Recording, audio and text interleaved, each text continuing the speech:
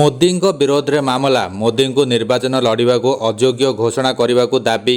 ଆବେଦନକାରୀଙ୍କ ମୁଣ୍ଡ ଖରାପ ଥିବା କହିଲେ ହାଇକୋର୍ଟ। ଆସନ୍ତୁ ଜାଣିବା ଏହାର ସର୍ଭିସେସ୍ ଖବର ବିଷୟରେ। ପ୍ରଧାନମନ୍ତ୍ରୀ ନରେନ୍ଦ୍ର ମୋଦିଙ୍କ ବିରୋଧରେ ଏକ ମାମଲା ନେଇ ଆବେଦନ କରିଥିବା ବ୍ୟକ୍ତିଙ୍କୁ ଦିଲ୍ଲୀ ହାଇକୋର୍ଟ କଡ଼ା ନିନ୍ଦା କରିଛନ୍ତି। ପ୍ରଧାନମନ୍ତ୍ରୀ ନରେନ୍ଦ୍ର ମୋଦିଙ୍କୁ ନିର୍ବାଚନରେ ପ୍ରତିଦ୍ୱନ୍ଦ୍ୱିତା କରିବାକୁ ଅଯୋଗ୍ୟ ଘୋଷଣା କରାଯିବାକୁ ଦାବି କରି ଦାଖଲ ହୋଇଥିବା ଆବେଦନକୁ ଦିଲ୍ଲୀ ହାଇକୋର୍ଟ ବୁଧବାର ଦିନ ଖାରଜ କରିଛନ୍ତି। ହାଇକୋର୍ଟ ଆବେଦନକାରୀଙ୍କୁ ତାଗିଦ କରି କହିଛନ୍ତି ଯେ ଆବେଦନକାରୀଙ୍କର ମାନସିକ ସ୍ୱାସ୍ଥ୍ୟ ଯାଞ୍ଚର ଆବଶ୍ୟକତା ରହିଛି।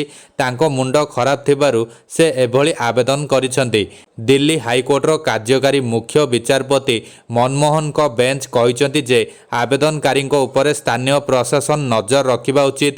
ଏହି ଆବେଦନକୁ ଖାରଜ କରି ଦିଲ୍ଲୀ ହାଇକୋର୍ଟ କହିଛନ୍ତି ଆବେଦନକାରୀଙ୍କ ଦ୍ୱାରା କରାଯାଇଥିବା ଅଭିଯୋଗ ଅଯଥା ଅଟେ ଏବଂ ସେ ହାଲୁସିନେସନ୍ କିମ୍ବା ଅନ୍ୟାନ୍ୟ ମାନସିକ ସମସ୍ୟାରେ ପୀଡ଼ିତ ଏବଂ ତାଙ୍କର ଚିକିତ୍ସା ସହାୟତା ଆବଶ୍ୟକ। କୋର୍ଟ ସ୍ଥାନୀୟ ପ୍ରଶାସନକୁ ଆହୁରି କହିଛନ୍ତି ଆବଶ୍ୟକୀୟ ହେଲେ ସେମାନେ ସେମାନଙ୍କର ଅଧିକାରକୁ ବ୍ୟବହାର କରନ୍ତୁ ଏବଂ ତାଙ୍କ ମାନସିକ ସ୍ୱାସ୍ଥ୍ୟ ସେବା ଅଧିନିୟମ ଅନୁଯାୟୀ ଚିକିତ୍ସା କରାଇବା ଉଚିତ।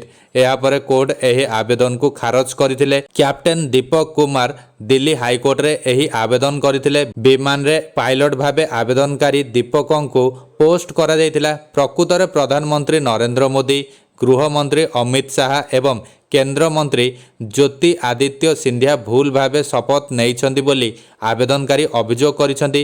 ଏହି କାରଣରୁ ତାଙ୍କୁ ଅଯୋଗ୍ୟ ଘୋଷିତ କରାଯିବା ଉଚିତ। ହାଇକୋର୍ଟର ଏକ ସଦସ୍ୟ ବିଶିଷ୍ଟ ବେଞ୍ଚ ଏହି ଆବେଦନକୁ ଖାରଜ କରିଛନ୍ତି। ଏହି ଆବେଦନରେ ସେ ପ୍ରଧାନମନ୍ତ୍ରୀ ମୋଦିଙ୍କୁ ଜାତୀୟ ସୁରକ୍ଷାକୁ ଅସ୍ଥିର କରିବାକୁ ଚେଷ୍ଟା କରୁଥିବା ଅଭିଯୋଗ କରିଥିଲେ।